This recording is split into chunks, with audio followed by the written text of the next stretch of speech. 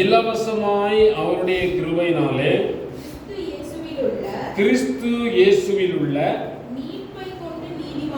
மீட்பை கொண்டு நீதிமான்களாக்கப்படுகிறார்கள்.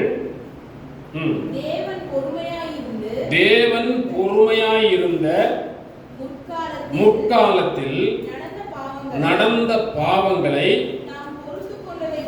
தாம் பொறுத்து கொண்டதை குறித்து தம்முடைய நீதியை காண்பிக்கும் பொருட்டாகவும் தாம் நீதி உள்ளவரும் இயேசுவினிடத்தில் விசுவாசமாய் இருக்கிறவனை நீதிமானாக்குகிறவருமாய் விளங்கும்படி இக்காலத்திலே தமது நீதியை காண்பிக்கும் பொருட்டாகவும். 26ஆம் வசனம். கிறிஸ்து இயேசுனுடைய இரத்தத்தை பற்றும் விசுவாசத்தினாலே பலிக்கும் கிருபாதார பலியாக அவரையே ஏற்படுத்தினார். இங்க நான் நல்லா கவனிக்கணும். என்னது? அவரையே. அவரையே அப்படின்னா என்னங்க? அவர்தான், ஒரு ஆள் தான், அவரையே தான். அவர் மட்டும்தான் நம்மை நீதிமானாக்க முடியும். வேற யாராவது நீதிமானாக்க முடியுமா? நிறைய பேர் வேற வேற சொல்றாங்க. ஆனா இங்கே வேதம் நமக்கு தெளிவாய் சொல்லுகிறது, இயேசுதான் என்ன நமக்கு. இதை யாரு நம்ம விசுவாசிக்க முடியும்? அவரை தான் எனக்கு. பாருங்க, அங்கே அப்போஸ்தலர் 4ஆம் அதிகாரம் 12ஆம் வசனத்துல அங்க வேதம் என்ன சொல்லுது பாருங்க. அவராலே அன்றி வேறு ஒருவராலும் ரட்சிப்பு இல்லை. நாம் ரட்சிக்கப்படும்படிக்கு வானத்தின் கீழெங்கும் மனுஷர்களுக்குள்ளே அவருடைய நாமமே அல்லாமல் வேறொரு நாமம். பாருங்க, யோவான்ல சொல்றார், நானே வழியும் சத்தியமும் ஜீவனுமாய் இருக்கிறேன், என்னை அல்லாமல் ஒருவரும் பிதாவினிடத்திலே வரான். இங்கே சொல்ற அவரையே அல்லாமல் நாம் ரட்சிக்கப்படுவதற்கு வேற வழியே கிடையாது. எதிலிருந்து? எல்லா காரியத்திலிருந்தும், எல்லாவற்றிலிருந்தும் ரட்சிப்பு. நம்முடைய பாவத்தின் காரியத்திலிருந்து மட்டுமல்ல. பாருங்க, கடந்த நாட்கள்ல ஒரு சகோதரர் வண்டி அடிபட்டு போயிருச்சு. அது தோஷங்களுக்கு எங்க போயிட்டாரு? எங்கேயோ போயிட்டாரு, ஏதோ ஒரு கோயிலுக்கு. உங்களுக்கு ஒரு சூழ்நிலை வந்துருச்சு, அதுக்கு எங்க யார் தான் இருக்காரு? நம்முடைய பரிகாரி எல்லாவற்றுக்கும் இயேசுவே. அவடத்துல போனா போதும். எங்கேயும் பரிகாரத்துக்கு இன்னொரு இடத்தை தேடி நாம் செல்ல வேண்டிய அவசியமே இல்லை. அதனால பக்தர் பாடு, இயேசு என் பரிகாரி, இன்ப இயேசு என் பரிகாரி, என் ஜீவிய நாட்களெல்லாம் இன்ப ராஜா என் பரிகாரி. எல்லா காரியத்துக்கும், கஷ்டம், வியாதி, என்னென்ன தேவை இருக்கிறது எல்லாவற்றையும் நாம் அவருடைய சமூகத்திலே கொண்டு போனால் போதுமானது. இங்கே வேதம் அழுத்தம் திருத்தம் எல்லாவற்றிலும் பிரதானமானது நம்முடைய ரட்சிப்பு. ஒருவர் ரட்சிக்கப்படாமல் அல்லது தேவனுடைய ரட்சிப்பை பெற்றுக் கொள்ளாமல் இந்த உலகத்தில் இருக்கிற மீதி எல்லாம் கிடைச்சிருச்சுன்னா ஏதாவது பிரயோஜனம் இருக்கா? வண்டி வாங்கிட்டோம், ஏன் தம்பி இன்னைக்கு ஒரு வண்டி வாங்கி இருக்கிறாரு, எல்லாம் கிடைச்சிருச்சு, எரிபொருள் மட்டும் இல்லை. அந்த வண்டியால் பிரயோஜனம் இருக்கா? அது வீட்டில் வச்சு பார்த்துட்டே இருக்க வேண்டியது, பிரயோஜனம் இல்லை. அப்படித்தான் இந்த பூமியின் எல்லா ஆசீர்வாதங்களையும் தேவன் நமக்கு தருகிறார். ஓகே, ரட்சிப்பு இல்லாவிட்டால் அந்த ஆசீர்வாதங்களினாலே எந்த பயனும் இல்லை. நான் ஒரு ஏழையாக சாப்பிடுறதுக்கே வழி இல்லாம, ஆனால் தேவனுடைய ரட்சிப்பை மட்டும் பெற்றுக்கொண்டு நான் வாழ்ந்தால் நான் பரலோகம் போயிடுவேன். ஆனா ரட்சிப்பு மட்டும் பெறாம பெரிய கோடீஸ்வரனாய் வாழ்ந்தால் எங்க போவேன்? ஆமா. அப்ப என்ன வேணும்? எல்லாவற்றுக்கும் பரிகாரி யாருதாங்க? இயேசுதான். அங்கதான் வரணும். நாம வானத்தின் கீழே பூமிக்கு மேல வேற ஒரு நாமம். அப்ப பூமிக்கு கீழே இருக்கா?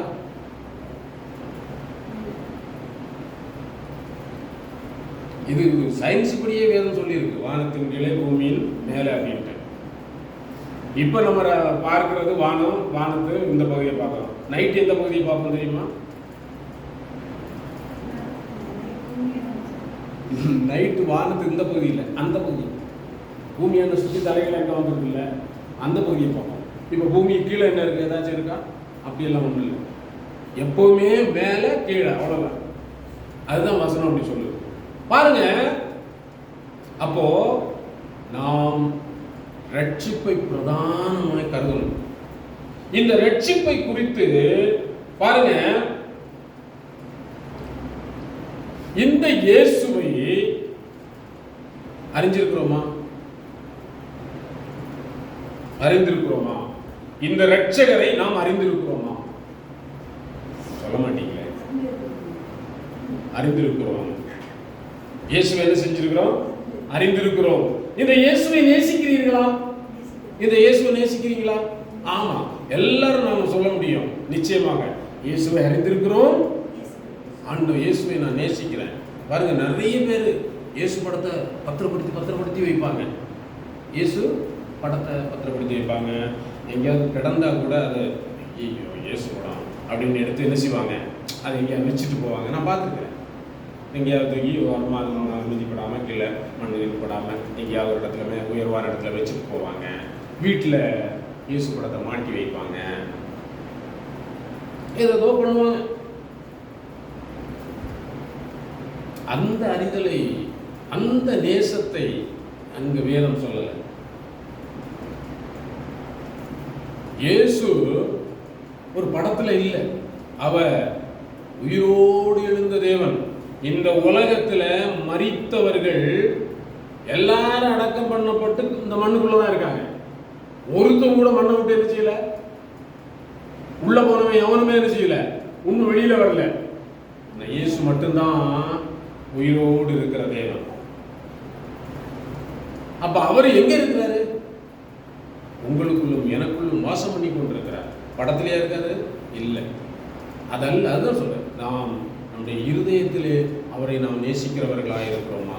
அவரை அறிந்திருக்கிறோமா? பாருங்க, 1 யோவான் 2ஆம் அதிகாரம்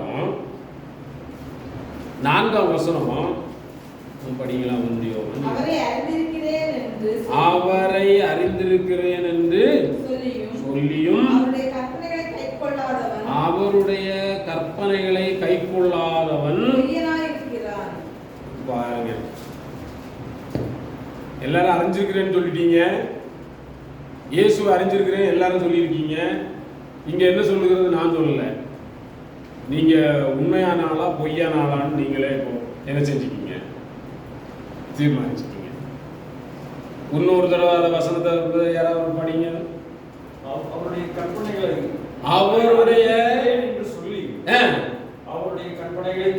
அவரை அறிந்திருக்கிறேன் என்று சொல்லியும் அவருடைய கற்பனைகளை கைக்கொள்ளாதவன் பொய்யனாய் இருக்கிறான்.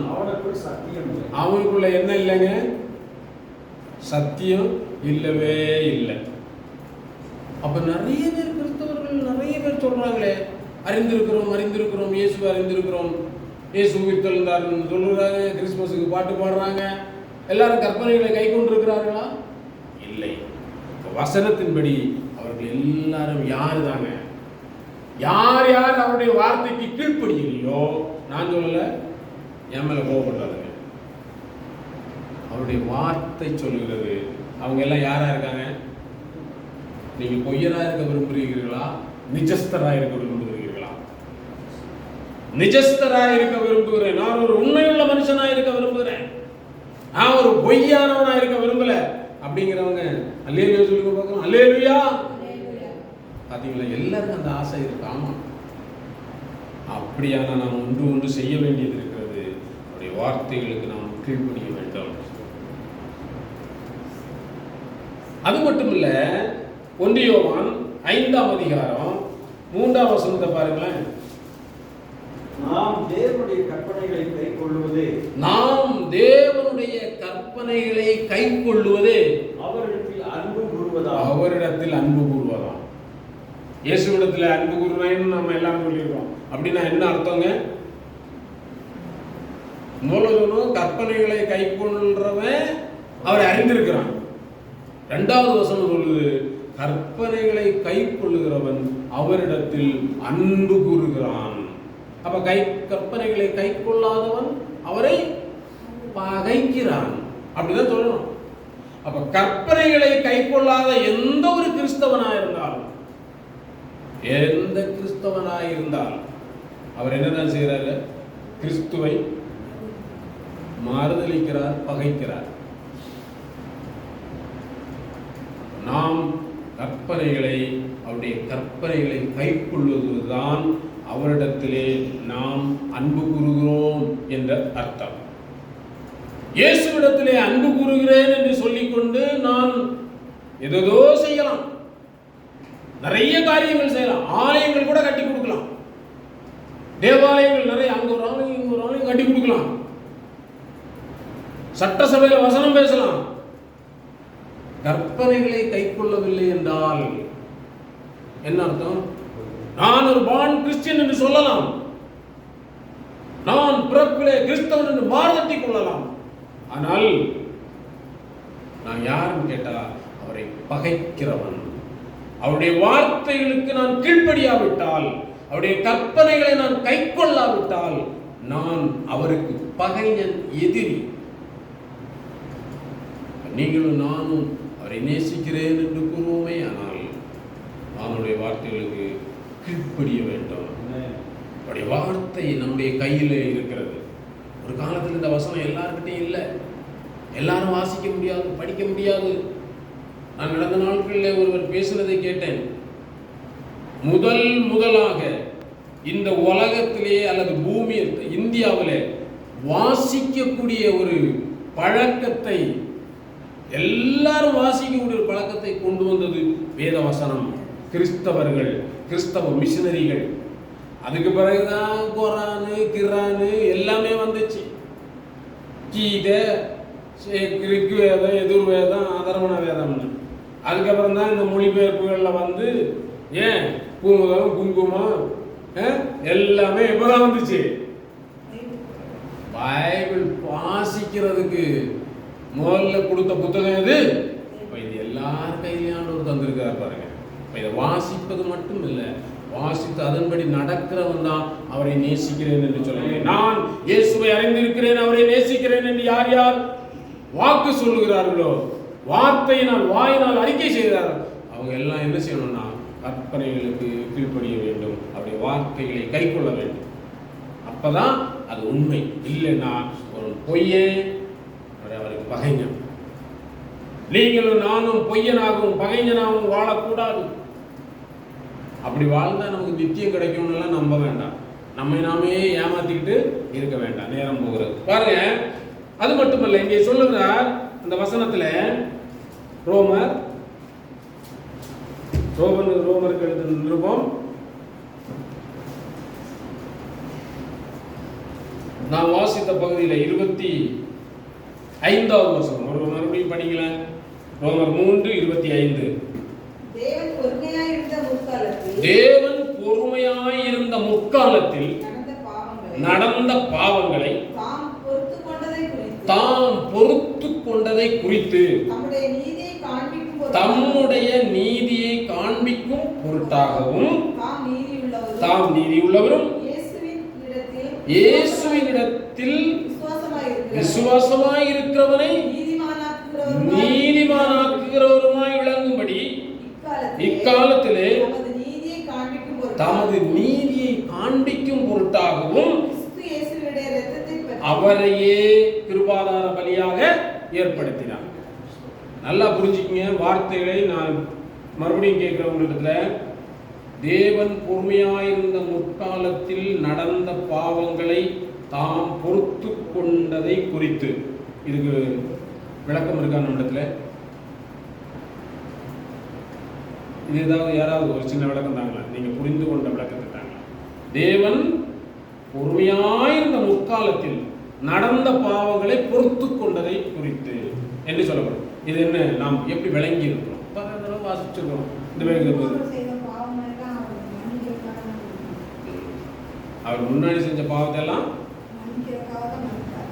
நம்முடைய பாவங்களுக்காக. கொஞ்சம் வந்திருக்காங்க, நியரஸ்ட் வந்திருக்காங்க. நீங்க சொல்லுங்க. ஆனாலும் அது சரியானது இல்லை. கொஞ்சம் நியரஸ்ட் வந்துட்டாங்க. கொஞ்சம் புரிஞ்சிருக்கு. சொல்லுங்க.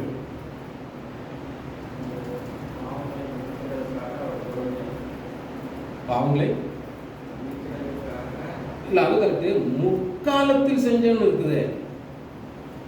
முற்காலத்தில் நடந்த பாவங்கள், இயேசு கிறிஸ்து வர்றதுக்கு முன்னாடி பழைய உடன்படிக்கையில நடந்த பாவங்களை, அதுதான் முற்காலத்தில் நடந்த பாவங்களை தாம் பொறுத்து கொண்டதை குறித்து. முன்னோர்களுக்கு செய்த பாவம். ஆன்சர் இருக்கா? ஏதாச்சும் இருக்கா? இல்ல. பாருங்க, நன்றா நீங்க இதை நன்றா உள்வாங்கிக்கணும் வார்த்தைகளை. கிறிஸ்து வெளிப்படுவதற்கு முன்னாக பழைய உடன்படிக்கையில நியாயப்பிரமாணம் கொடுக்கப்பட்டிருந்தது. ஆனா பாவம் செஞ்சாங்க மக்கள். பாவம் செய்த பொழுது அவர்களுக்கு பலி ஏற்படுத்தப்பட்டது. பாவ நிவாரண பலி, பாவ நிவாரண பலி ஏற்படுத்தப்பட்டது. ஆனா இங்கே சொல்லப்படுகிறது, பொறுத்து கொண்ட பாவத்தை என்ன செஞ்சா, முற்காலத்தில் நடந்த பாவங்களை மன்னித்தார்னா இருக்கு, பொறுத்து கொண்டார். அப்படின்னு என்னங்க அர்த்தம்? அந்த பாவத்துக்கு மன்னிப்பு கிடைக்கல.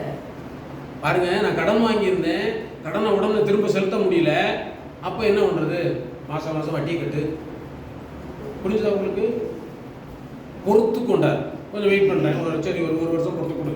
ஆனா என்ன செய்யும்? மாசம் மாசம் வட்டியை கட்டு. இல்லையா, பணத்தை கொடு. பணத்தை கொடுக்க முடியல, அப்ப வட்டியை கொடு. தேவன் என்ன செய்தார் என்றால் பொறுத்து கொண்டார், மன்னிக்கல. நம்முடைய முற்பிதாக்கள் செய்த பாவங்கள் அவங்க மன்னிக்கப்பட்டுச்சா?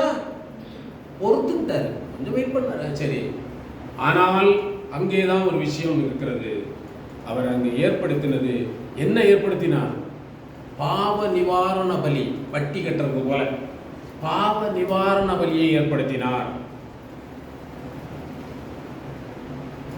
அவங்க பாவம் செய்யும் பொழுது அதுக்கு ஒரு பலி செலுத்தணும். அதை ஆண்டவர் ஏற்படுத்தி வச்சிருந்தார். இப்ப என்ன அந்த மீனிங் வருது பாருங்க. அந்த பலியை பாவ நிவாரண பலி என்று சொன்ன பொழுது நிறைய பேர் அதை செய்தார்கள். அதை விசுவாசித்து என்ன செஞ்சாங்க? அந்த பலியை செலுத்தினார்கள். அவர்கள் தேவனுடைய சமூகத்திலே போய் பாவம், ஆண்டவரே என் பாவத்தை மன்னிங்க அப்படின்னு சொல்லிட்டு பாவத்திற்கு பலி செலுத்தினாங்க. நம்பிக்கை பலி செலுத்தினா ஆண்டவர் நமக்கு கட்டளையிட்டு இருக்காரு, இந்த பலியை செலுத்தினா நமக்கு பாவம் சரியாயிரும், நிவிர்த்தி அப்படின்னு சொல்லிட்டு அவங்க விசுவாசிச்சாங்க. சரி, நிறைய பேர் விசுவாசிக்காம அந்த பலியை செலுத்தாம இருந்திருப்பாங்களா இல்லையா? எல்லாரும் கரெக்டா செய்தப்பா, ஆண்டவரே நான் இன்னொரு ஏமாத்திட்டேன், சரி அவனுக்கு பணத்தையும் கொடுத்துட்டு சகைவு போல நான் யாரிடத்திலாவது அநியாயமே வாங்கியிருந்தா நாளத்தனையா திரும்ப கொடுத்துட்றேன்னு சொல்லிட்டு எல்லாரும் அப்படியே பண்ணியிருப்பாங்கன்னு நினைக்கிறீங்களா? அதுபோல எல்லாரும் பாவ நிவாரண பலியை செலுத்தியிருப்பார்களா?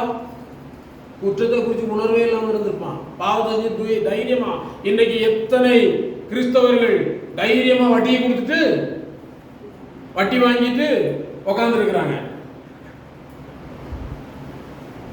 யார் கர்த்தருடைய பர்வத்தில் ஏறுவான்? கைகளில் சுத்தம் இல்லாமல் உள்ளவனும் இருதயத்தில் மாசில்லாதவனாயிருந்து பணத்தை வட்டிக்கு கொடாமலும் கபடாய் ஆணையிடாமலும் இருக்கிறவனே அங்கே போவான். ஆனால் அன்னைக்கு கொடுத்துருப்பானா இல்லையா? கொடுத்துட்டு வாங்கிட்டு, இன்னைக்கு இருக்கிறது போல அன்னைக்கு கொடுத்துட்டு வாங்கிட்டு சர்ச்சில் போய் என்ன செஞ்சிருப்பான்? அவனும் உட்கார்ந்து தொழுகை பண்ணிட்டு வந்திருப்பான் தைரியமா. அப்போ உண்மையாய் ஆண்டவர் எனக்கு சொல்லி, ஐயோ இது பாவம், நியாயப்பிரமாணத்தை வாசிக்க இது பாவமா? பாவம் என்று தெரிந்தவுடனே லேவியராகமம் 4ஆம் அதிகாரம் என்று நினைக்கிறேன், நீங்க வீடுகளில் போய் படிச்சு பாருங்க. பாவம் ஒருவனுக்கு தெரிய வந்துருச்சுன்னா அவன் உடனே அதுக்கு உண்டான பலியை செலுத்த வேண்டும். அப்ப பலியை செலுத்தும் போது ஆண்டவர் கொஞ்சம் பொறுமையா இருப்பார். கொஞ்சம் ஓகே, கிறிஸ்துவின் ரத்தம் சிந்தப்படுகிற வரைக்கும் அந்த பாவம் அவனுக்கு குற்றமாக எண்ணப்படாமல் கொஞ்சம் வெயிட்டிங்ல இருக்கும். பலியே செலுத்தாதவனுக்கு இயேசு பிறந்ததுக்கு அப்புறம் மன்னிப்பு கிடைக்குமா? பலியே செலுத்தல, பாவம் எல்லாம் செஞ்சுக்கிட்டு அவனும் ஆண்டவருடைய பிள்ளை யெகோவா தேவனேன்னு சொல்லிட்டு இருந்திருப்பான். அவனுக்கு இயேசு வந்ததுக்கு பிறகு மன்னிப்பு கிடைக்குமா? மன்னிப்பு இல்லை. அவனுடைய பாவங்கள் குற்றமாக எண்ணப்பட்டு அவனுக்கு தண்டனை உண்டு. அப்படித்தான் இன்றைக்கு நாம் தேவனை விசுவாசிக்கிறோம். தேவனை விசுவாசிப்பதினாலே நமக்கு நம்முடைய பாவங்களில் நமக்கு விடுதலை உண்டாகிறது. நாம் அவரிடத்தில் மன்னிப்பு கேட்கும் பொழுது, ஆண்டவரே என் பாவங்கள், அதுதான் விசுவாசிக்கிறவர்கள் அவரை விசுவாசித்து ஏற்றுக்கொள்ளும் பொழுது நமக்கு மன்னிப்பு கிடைக்கும். இந்த விசுவாசம் தான் நம்மை கடைசியில நியாய தீர்ப்பு நாள்ல வரும்போது ஆண்டவர் சொல்றாங்க, இவங்க பலி செலுத்தினாங்க, விசுவாசிச்சு பலி செலுத்தினாங்க. இவங்க என்னை விசுவாசித்து இயேசுவை ஏற்றுக்கொண்டு, இயேசுவே என் பாவங்களை கழுவும் உம்முடைய இரத்தத்தினால என்று என்னிடத்திலே அவர்கள் தங்களை ஒப்படைத்திருக்கிறார்கள். இப்போ இவங்களும் ஓகே.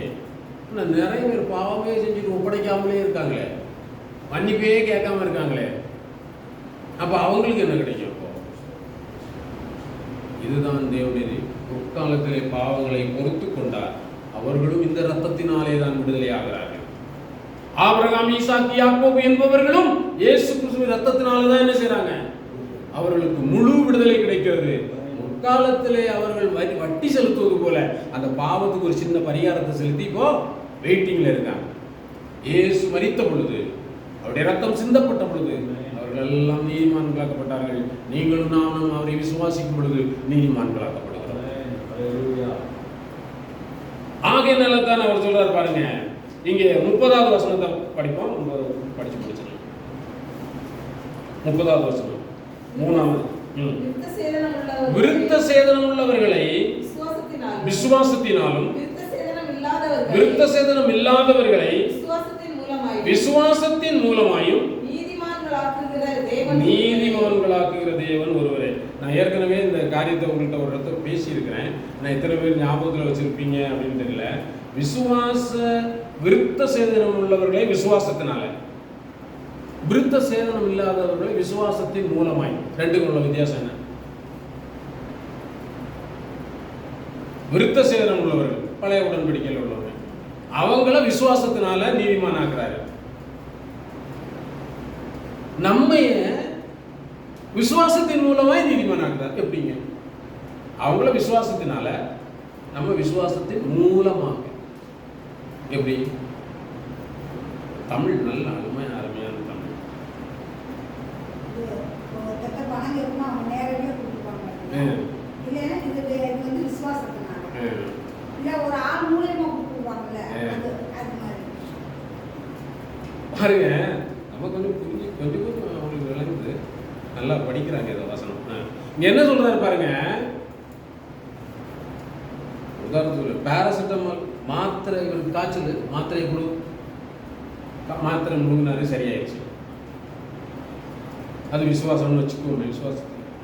இன்னொன்று, விசுவாசத்தின் மூலமாக இவர் மாத்திரை முழுங்குனதா நினைச்சுக்கிறார். புரியுது? மாத்திரை நான் போட்டாச்சு, பேராசிட்டமால் போட்டுட்டேன் அப்படின்னு நினைச்சுக்கிட்டாரு. சோகம். இந்த வித்தியாசம் புரியுதா உங்களுக்கு? புரியுது. கொஞ்சம் கடினமா இருக்கு. அவங்க ஒரே வழி, அவங்களுக்கு என்னது? பலி செலுத்தும். அது ஒரு விசுவாசம். ஆனா இங்க பலியை யார் செலுத்தினா? நானா செலுத்தினேன்? இயேசு செலுத்தினார். அவங்க நேரடியாக அவங்க செலுத்தணும். இங்கே எனக்காக இயேசு செலுத்தினார், விசுவாசத்தின் மூலமாக. அதை நான் விசுவாசிக்கிறேன். எனக்காக எங்க அம்மா மாத்திரை போட்டுக்கிட்டாங்க, எனக்கு சுகமாகுதுங்க போல. பாருங்க, அவர்கள் விசுவாசத்தினால், நாம் விசுவாசத்தின் மூலம்.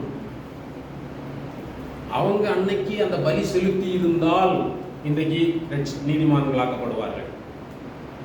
இன்னைக்கு நாம் பலி ஒன்றும் செலுத்த வேண்டியதில்லை.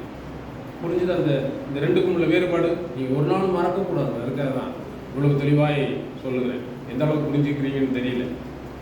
இன்னும் ஒரு தடவை சொல்றேன், விசுவாசத்தினால் அப்படின்னா அவர்கள் கண்டிப்பா பலி செலுத்தி ஆக வேண்டும்.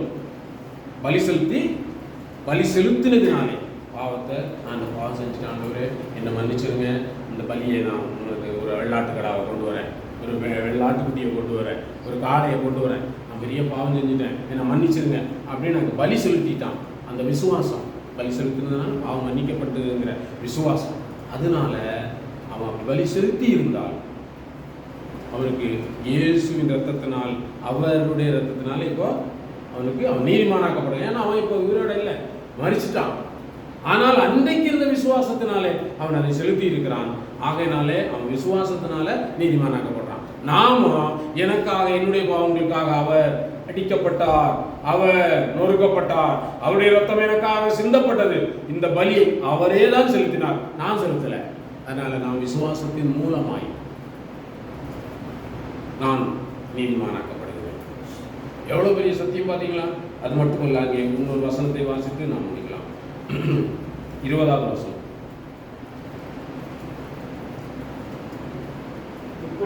இப்படி இருக்க பாவத்தை அறிகிற அறிவு நியாயப்பிரமாணத்தினால் வருகிறபடியால் எந்த மனுஷனும் நியாயப்பிரமாணத்தின் கிரியைகளினாலே தேவனுக்கு முன்பாக நீதிமானாக்கப்படுவதில்லை. இதில் ஒரு பெரிய காரியம் மறைந்திருக்கிறது. நல்லா அந்த வசனத்தை கவனிங்க. பாவத்தை அறிகிற அறிவு நியாயப்பிரமாணத்தினால் வருகிறபடியால். எந்த மனுஷனும் நியாயப்பிரமாணத்தினால என்ன செய்ய முடியாது? ஏங்க நியாயப்பிரமாணத்தினால் நீதிமானாக முடியாது? வசனத்தின்படி சொல்லுங்க. ஏன் நியாயப்பிரமாணத்தினால் நீதிமானாக முடியாது? சொல்லுங்க. இல்ல, அந்த வசனம் சொல்லுது. அந்த வசனமே கவனிச்சீங்கன்னா நல்லா தெரியும். இப்படி இருக்க, நல்லா கவனிங்க வசனத்தை. பாவத்தை அறிகிற அறிவு நியாயப்பிரமாணத்தினால் வருகிறபடியால் எந்த மனுஷனும் நியாயப்பிரமாணத்தின் கிரியைகளினாலே தேவனுக்கு முன்பாக நீதிமானாக்கப்படுவதில்லை. ஏன் நீதிமானாக்கப்படுவதில்லை? ஏன் நியாயப்பிரமாணத்தின் கிரியைகளினால எந்த ஒரு மனுஷனும் நீதிமானாக முடியாது? பாவத்தை அறிகிற அறிவு நியாயப்பிரமாணம் கொண்டு வருது. அப்படின்னா இதை நான் விளங்கிக் கொள்ள வேண்டிய விதம், ஒருவர் திருட்டு பண்ணிட்டான், நியாயப்பிரமாணத்தை படிக்கிறான், திருட்டு பாவம்னு அப்பதான் தெரியுது. இப்ப போய் என்ன செய்ய போறான்? செலுத்த போறான். இது நிவர்த்தி ஆகுமா? இந்த நியாயப்பிரமாணம் இனி என்ன செய்யக்கூடாது, இனி எப்போ அடுத்த பொருளை திருடணும்னு தோணும் போதும் செய்யக்கூடாது. ஐயோ இது என்ன செய்யும், பெரிய தண்டனை கிடைக்கும் என்று அவன் பிரமாணம், ஒரு பயத்தினால அதை செய்யாம இருக்கிறான். அது எப்படி அவனை நீதிமானாக மாற்றும்? ஒரு பாவ செயல் அது தண்டனையை தரும் என்று நியாயப்பிரமாணம் அவனுக்கு சொல்றதுனால அவன் செய்யாம இருக்கிறான். அது அவனுக்கு என்னத்தை தராது? நீதிமானாக்குமா? நீதிமானாக்க. ஐயோ அந்த வீட்டில் பிரியாணி வாசம் தான் இருக்கு, கதவும் திறந்தா இருக்கு, போய் சாப்பிடலாம். ஐயோ குடிச்சாங்கன்னா அவமானம், அதனால வேண்டாம் அப்படின்னு நினைச்சா அது சரியா? அவன் நல்லவனா? ஆனால் கிறிஸ்து வந்ததுக்கு பிறகு அது எப்படி மாறுது அப்படின்னா, கிறிஸ்துவின் மேல் வைத்த அன்பினால் நீங்க எப்படி கீழ்ப்படியணும் பாருங்க. எந்த ஒரு செயலுக்கும் நீங்க பாவம், நமக்கு இது பாவம், ஐயோ இது அப்படி இல்லை. நாம் ஒரு செயலை செய்யும் போது இதில் தேவன் பிரியப்படுகிறார் ஒரு காரியத்தை செய்யும்போது, நாம் ஒரு திருட்டு செய்கிறோம் அல்லது ஒரு பொய் பேசுகிறோம், ஐயோ இது தேவனை அடிப்பார், கண்ணை குத்துவோம். மற்ற தெய்வங்களை மாதிரி கண்ணை குத்துவாருங்கிற காரியம் இல்லை. அந்த கண்ணை குத்துவாருங்கிறது தான் நியாயப்பிரமாணம். ஆனால் இங்கே அப்படி இல்லை. நாம் அவருடைய கற்பனைகளுக்கு கீழ்ப்படிவது தான் அவரை அறிகிறது. அவரை அறிஞ்சிருக்கிறோம் என்று சொன்னால் அவருடைய கற்பனைகளுக்கு என்ன செய்வோம்? அம்மா கீழ்ப்படிவோம். நான் அவரை நேசிக்கிறேன் என்றால் அவருடைய கற்பனைகளுக்கு என்ன செய்வேன்? கீழ்ப்படிவேன். நான் அவரை நேசிப்பதினால் அதிலிருந்து விடுதலையாக வெளியவர். இதில் தான் எனக்கு வெற்றி. இங்கே தான் நான் நீதிமானாக்கப்படுகிறேன். ஐயோ இந்த செயல் எங்கள் அப்பாவுக்கு பிடிக்காது. அப்பா அன்பா இருப்பாரா? இருக்க மாட்டாரா? உங்க அப்பா என் பிள்ளை எனக்கு பிடிக்கலன்னா என் பிள்ளை செய்யாது. அன்பா இருப்பாரா? அன்பா இருக்க மாட்டாரா? எனக்கு பிடிக்காத என் பிள்ளையும் செய்யாது.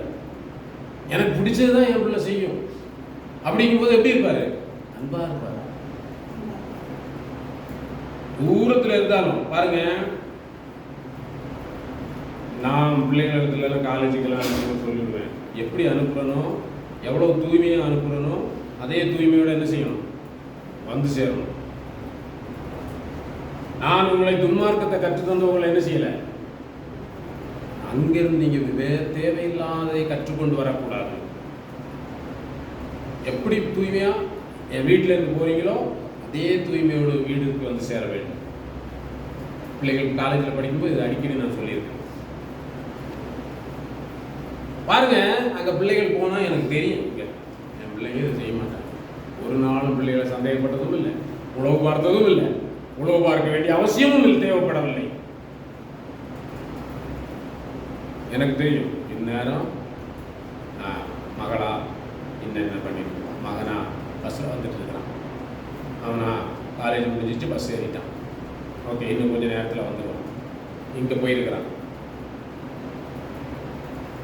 தேவனுக்கு இப்படி தெரியணும் உங்களையும் என்னையும் பற்றி. ஐயோ அப்பா அடிச்சிருவார் அதனால இங்கே போகக்கூடாது அப்படி பயந்து செய்வதல்ல. தேவன் மேல் அன்பின் நிமித்தம் நாம் அவருக்கு பிரியமானவர்களாய் வாழ்ந்தால், நாம் சங்கீதத்தில் வாசித்தது போல, நான் உனக்கு போதித்து நீ நடக்க வேண்டிய வழியை உனக்கு காட்டுவேன், உன்மேல் என் கண்ணை வைத்து உனக்கு ஆலோசனை சொல்லுவேன். எனக்கு கீழ்ப்படுகிறவர்களை கிருபை சூழ்ந்து கொள்ளும். தேவனுடைய கிருபை நம்மை சூழ்ந்து பாதுகாக்கும். நாம் எந்த காரியத்துக்கு நாம் அஞ்ச தேவையில்லை, பயப்பட தேவையில்லை. கர்த்தருடைய காருண்யம் நம்மை சூழ்ந்து கொள்ளும். ஆனால் தான் சங்கீதக்காரர் சொல்லுகிறார், நான் இளைஞனாயிருந்தேன், முதிர் வயது உள்ளவனும் ஆனேன், ஆனாலும் தேவனுடைய பிள்ளைகள் அப்பத்துண்டுக்கு இறந்து திரிந்ததை நான் காணவில்லை. கர்த்தருக்கு பயப்படுகிற சிறியோரையும் பெரியோரையும் அவர் ஆசீர்வதிப்பார். சிங்க குட்டிகள் தாழ்ச்சிட்டு பட்னியாய் கிடக்கும், கர்த்தரை தேடுகிறவர்களுக்கோ ஒரு நன்மையும் குறைபடாது. அவைகளை தேவன் பார்த்து கொள்வார். நான் உங்களுக்கு போதுமானவர் என்று ஆண்டவர் நமக்கு வாக்கு தருகிறார். அவரை நாம் பற்றி கொள்வோம், கர்த்தரை இறுகமாய் பற்றி கொள்வோம். அவர் நமக்கு போதுமானவராக, அவர் நமக்கு எல்லா சூழ்நிலைகளிலேயும் நம்மை தாங்கி தூக்கி சுமந்து தப்புவிக்கிறவராக நமக்கு இருப்பார். தேவன் நம்மை ஆசீர்வதிப்பாராக. கண்களை மூட ஜெபிக்கலாம்.